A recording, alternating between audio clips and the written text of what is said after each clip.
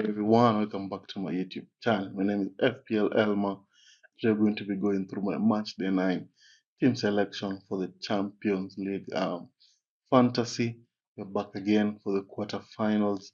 So the round of 16 did not disappoint, so the match of quarterfinals will be able to be better than the round of 16. Before we get into that, if you are new around here, make sure you subscribe and also make sure you like the video. It really helps out the channel. And without wasting any much time, let's get straight into it.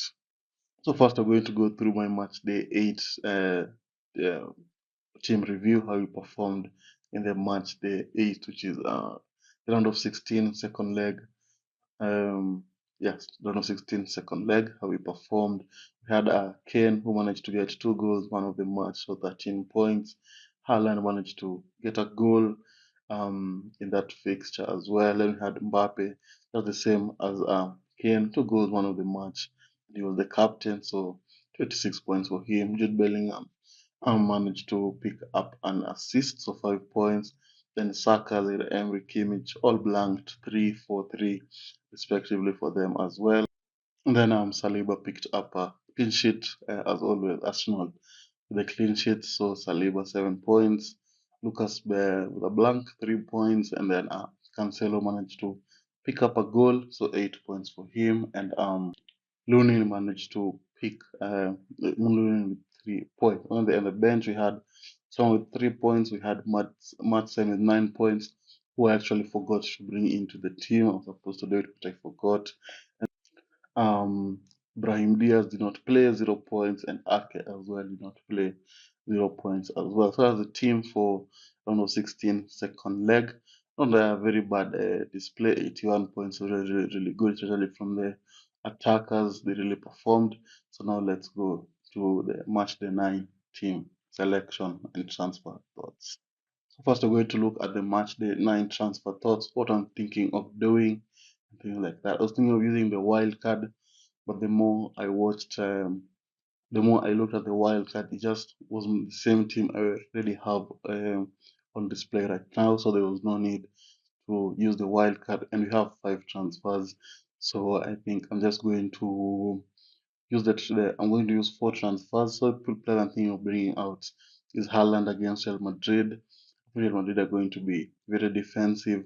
I don't think Haaland is going to get a lot of chances as he usually gets. Even the Premier League not been performing really up there in the fixtures. I don't think against Real Madrid is going to have any form of attacking presence.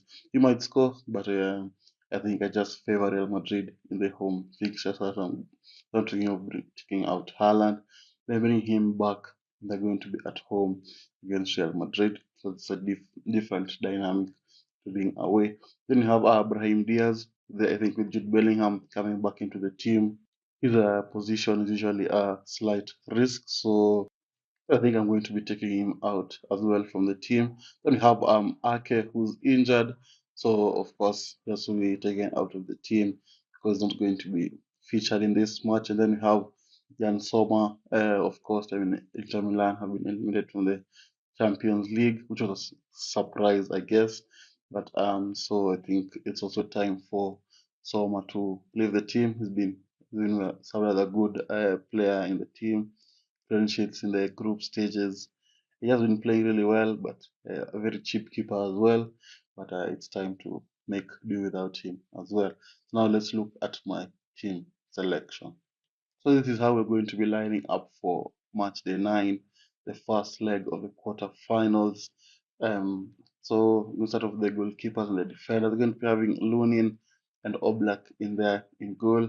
I think they both play on different days. I'm not so sure about that at the moment, but I think they play on different days. So it's always good to have keepers who play on different days, just in case one does not perform.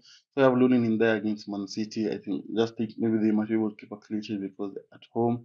Then you have Atletico Madrid at home. They usually tend to play really well and not concede a lot of goals when they're playing at home. That's why they will have the second leg at home. People usually favor them. It's going to be a different dynamic as well since they're going to be home this time. But I'd expect a clean sheet and a lot of save points from Oblak. Then we have Lucas from PSG. I think just a cheap defender at 4.5 million who plays regularly alongside Marquinhos. That's why I've gone for him. They're playing Barcelona. Barcelona are very good attacking wise, but I think PSG are very good defensively when they're playing at home. So it's going to be a very interesting match, that one. But I think what we a clean sheet, if there's no clean sheet, he usually has a lot of ball recoveries, and that's why I've gone for him in there, and that of course for the price as well. Then you have Akanji, who's going to be replacing Ake in the team. With Ake being out, Akanji is going to be able to play. I'm not so sure they're going to keep a clean sheet, but it's just good to have a Man City defender in there because you never know what might happen. Then you have Saliba against Bayern. Of all the teams playing on Tuesday and Wednesday, you'd expect Arsenal to be the favorites to keep a clean sheet against a very poor Bayern team. Of course, Bayern score a lot of goals, but the slight chance of a clean sheet is from Arsenal because they're very, very good defensively, and I'm sure they're going to be defensively.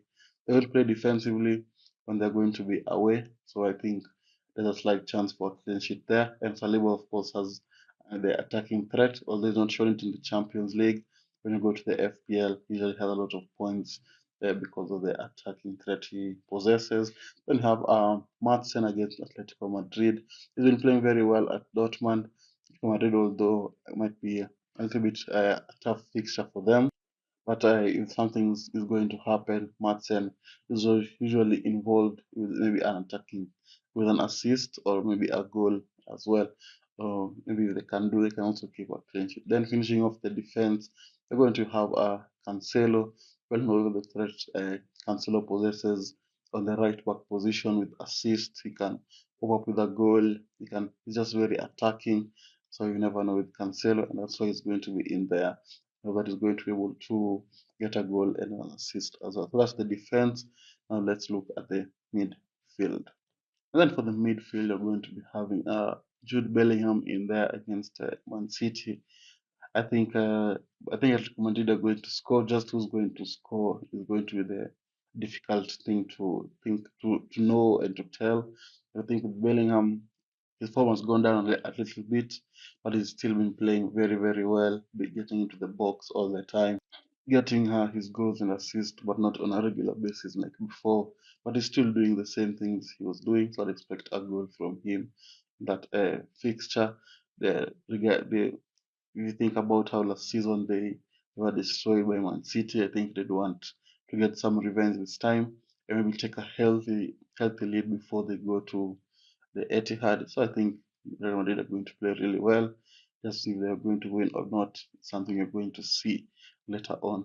Then you have Foden against Real Madrid. Just good to have an attacking player from Man City because you never know, they might be able to score. I would have gone with Kevin De Bruyne, but the fans do not allow it.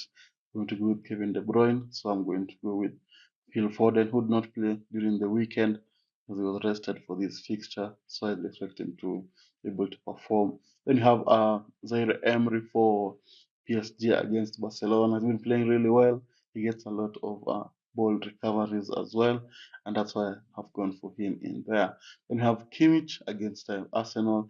Kimmich is very good because he's always on set pieces for Bayern Munich. Although Bayern Munich have been very poor, conceding a lot of goals, I don't know how they're going to perform against Arsenal, especially if Arsenal play defensively.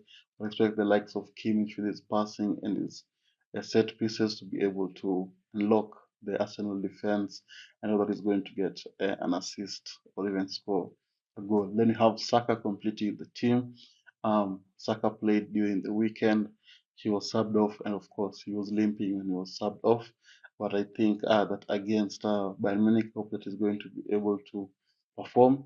Bayern have been very poor defensively, so this is the right time for Arsenal to be able to take advantage of that and maybe score a few goals here and there, and maybe get a penalty and be able to score that penalty as well.